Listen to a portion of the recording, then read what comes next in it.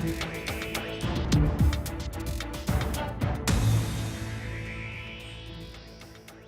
है आपका। ब्रेक के बाद में आज जारी हो रहा है जयपुर ग्रामीण का रिपोर्ट कार्ड। जयपुर ग्रामीण सीट से सांसद लालचंद कटारिया नेता होने के साथ साथ नेशनल लेवल के कबड्डी के खिलाड़ी भी रह चुके हैं। खेल के मैदान से संसद तक का सफर उनका वाकई में दिलचस्प है। आइए एक नजर डालते हैं उनके जीवन सफर।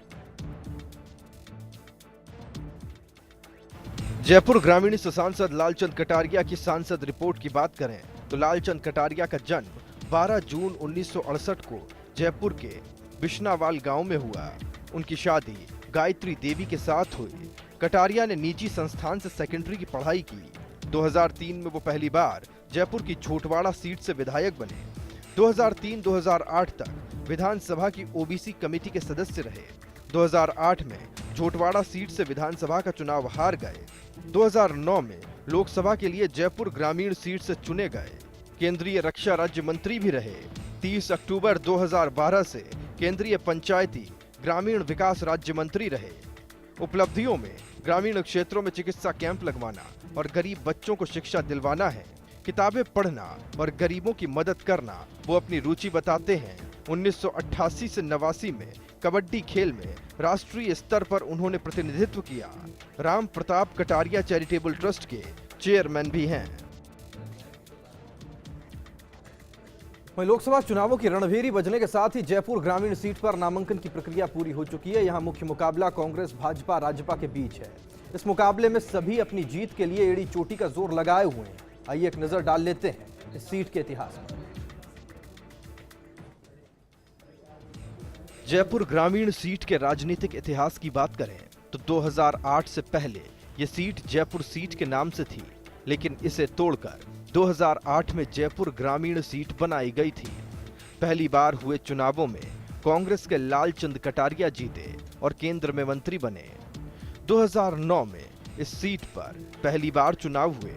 लालचंद कटारिया कांग्रेस की टिकट पर जीतकर संसद पहुंचे। आंकड़ों की गणित का सिर्फ एक चुनाव से अंदाजा नहीं लगाया जा सकता। यहां हुए एकमात्र चुनाव में बाजी कांग्रेस के हाथ लगी, लेकिन यहां के चुनावों का भी प्रमुख आधार जातिगत समीकरण ही रहता है। कटारिया ने इस बार अपने राजनीतिक अग्रज डॉक्टर सीपी जोशी के लिए सीट छोड़ी है, जो कड़े मुकाबले में फंसे हुए हैं। और इस बीच लोगों का सांसद के बारे में क्या कहना, यह जानना जरूरी है। क्या क्या आशाएं थी, कितनी पूरी हुई और कितनी रह गई अधूरी, जानते हैं। Public report. देखो साहब, हमारे हिसाब से तो अच्छा रहा, और वैसे जनता को तो क्या पता रहता है, कोई पता भी नहीं रहता कि कुछ होता है या नहीं होता है, क्योंकि जनता के पास तो कोई ना तो कोई आता है। मैं कहता हूँ सही 1 नंबर। यहाँ सिर्फ में बोरिंग भी लगाए हैं, पानी की व्यवस्था भी कर रहे हैं, हर चीज़ के लिए जाते हैं तो हमारा काम होता है। अपना आप में तो 10 मिनट के 10 है। राजस्थान में सबसे बढ़िया मतलब 100 में से 102% काम करवाए उन्होंने। रोड, पुलिया वगैरह, पत्तीराज नगर वाली सब कुछ लालचंद जी की दें। हम 10 में से 10 ही है। पिछले 5 साल के कार्यकाल में लालचंद जी ने यहाँ सड़कों का, रोड लाइटों का एवं नलकूपों का जो भी मेन कार्य होना चाहिए था वो करवाया है। 10 में से 8 नंबर देना चाहिए। देखिए, मैं तो कोई भी मौजूदा जो सांसद हैं उनको कोई सांसद ही नहीं जानता है। इस बारे में जो है ना, आज तक भी गांव की कोई भी सुध नहीं ली है। और मैं जिस विधानसभा क्षेत्र से आता हूं, उस विधानसभा क्षेत्र में उन्होंने कुछ भी नहीं किया है। विकास के नाम पर सिर्फ खोखले वादे किए हैं और कोई भी बात उन्होंने सही नहीं बताई है। मैं 0 अंक। लालचंद जी कटारिया का जो कार्यकाल है, चुनने के पश्चात उन्होंने कोई किसी प्रकार का क्षेत्र में न तो दौरा किया, न कार्यकर्ताओं को संतुष्ट किया, न जो जन अपेक्षाओं की जो भावनाएं थी उनको संतुष्ट कर पाए। ज़्यादा से ज़्यादा 1 नंबर अधिकतम। तो ये तो थी जनता की राय, लेकिन दोनों ही पार्टियों के पदाधिकारी अपनी बात रख रहे हैं। क्या कहते हैं नेता, जरा सुनते हैं उनकी ही जुबानी।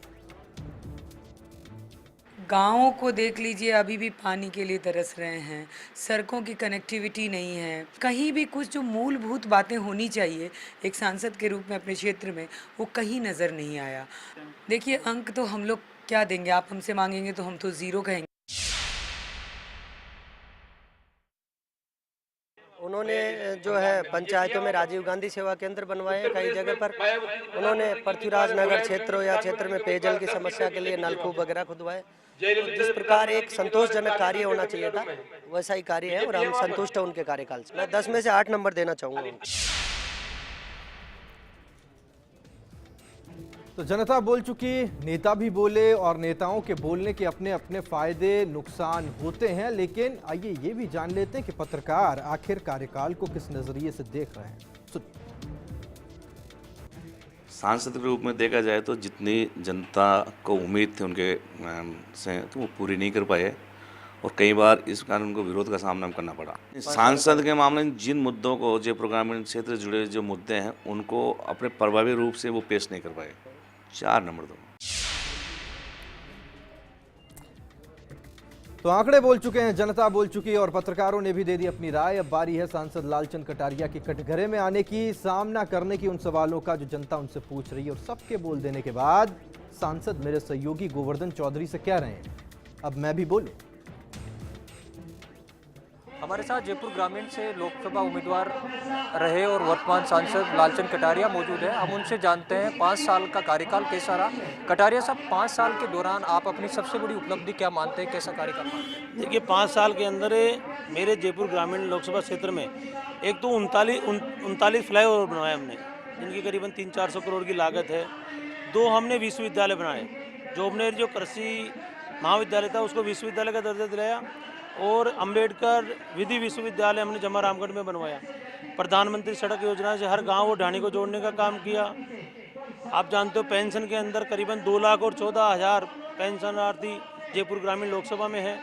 इंदिरा आवास के अंदर 9,000 लोगों को लाभान्वित करने का काम किया। आप ऐसी कोई काम जो आपने सोचा हो, कोई मलाल रह गया हो कि ये पूरे नहीं कर पाए आप? हमारा एक मलाल है जिसका अलाइनमेंट हमने भारत सरकार ने कर दिया। जो जयपुर और दिल्ली का सुपर एक्सप्रेस वे था उसका अलाइनमेंट हम तय कर पाए हैं, उसका काम हम चालू नहीं करा पाए, पर मुझे विश्वास है कि वो काम इस चुनाव के बाद में चालू होगा। संसद में क्षेत्र के मुद्दे उठाने के हिसाब से अपने यहाँ की जो जयपुर ग्रामीण की जनता है उसका प्रतिनिधित्व करने के हिसाब से आप अपना कार्यकाल कैसा मानते हैं? मैं मेरे काम से संतुष्ट हूँ 5 साल में। मेरे सब जनता की राय है, कई जनता में ये कह रहा है कि संसद से लेकर सड़क तक जो कई लोग ऐसे हैं जो ये मानते हैं कि उनका कार्यकाल है वो संतोषजनक नहीं रहा। इस पर आप क्या कहेंगे जनता? नहीं, वो तो देखो, राजनीति में असंतुष्ट और संतुष्ट दोनों तरह के लोग होते हैं। तो ये बात भी सही है कि प्रजातंत्र में विपक्ष को भी अपनी भूमिका और आलोचना करने का वो है और हम लोगों को अपनी बात कहने का अधिकार है। 10 में से आप अपने पूरे 5 साल के कार्यकाल में कितने नंबर खुद को देना चाहेंगे अगर देना? हमारे 10 में से 10 नंबर हैं और आप अंदाजा लगा सकते हैं कि पूरे 25 लोकसभा सीटों में दूसरे नंबर का जयपुर ग्रामीण क्षेत्र है जहां केवल मात्र बीजेपी के हमारे 50,000 मतों का फर्क है। ये थे लालचंद कटारिया जो खुद को 10 में से 10 नंबर दे रहे हैं, लेकिन अब यहाँ की जनता तय करेगी कि वो कांग्रेस के उम्मीदवार को लोकसभा चुनाव में कितने नंबर देती है। कैमरा जसराज बुरांडा के साथ गोवर्धन चौधरी, फर्स्ट इंडिया, जयपुर। तो हमने जयपुर ग्रामीण को समझा, यहाँ के लोगों को सुना, सांसद को सुना और सबके कहने सुनने के बाद वक्त हिसाब किताब का है। वो हिसाब जो जनता मांगती है और वो हिसाब जो सांसदों को देना होता है। चलिए चलते चलते आपको छोड़े जाते हैं जयपुर ग्रामीण की फाइनल रिपोर्ट के साथ। दीजिए पूरी टीम को इजाजत।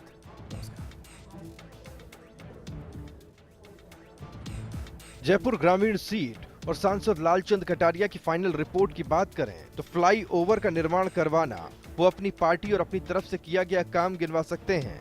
2 विश्वविद्यालयों की स्थापना वो अपनी तरफ से किया गया काम गिनवा रहे हैं। पेंशन योजना का फायदा इस क्षेत्र के लोगों को दिलवाना वो अपनी तरफ से किया गया काम गिनवा सकते हैं। वहीं इंदिरा आवास योजना को लेकर उनकी तरफ से किए गए काम को चुनावी मुद्दा बनाया जा सकता है। इस बीच सांभर सॉल्ट से बिजली के उत्पादन को लेकर राजनीतिक मुद्दा इसको बनाया जा सकता है। लेकिन इस बीच कई ऐसे काम रहे जिनका नहीं हो पाना कांग्रेस के खिलाफ जा सकता है। पेयजल समस्या एक ऐसी समस्या है जिससे लगातार इस इलाके के लोग प्रभावित रहे हैं और इसका निदान पूरी तरह नहीं हो पाना कांग्रेस के खिलाफ जा सकता है। वहीं पृथ्वीराज नगर के नियमन का मामला भी कांग्रेस के खिलाफ जा सकता है। सड़कों की स्थिति को लेकर उठ रही आवाज चुनावी मुद्दा बनना तय है। वहीं सांसद निधि का लालचंद कटारिया की तरफ से समुचित उपयोग नहीं कर पाना भी लोगों में उनके खिलाफ जा सकता है। संसद में लालचंद कटारिया मंत्री के तौर पर भी रहे, लेकिन उनकी कम सक्रियता उनके खिलाफ जा सकती है।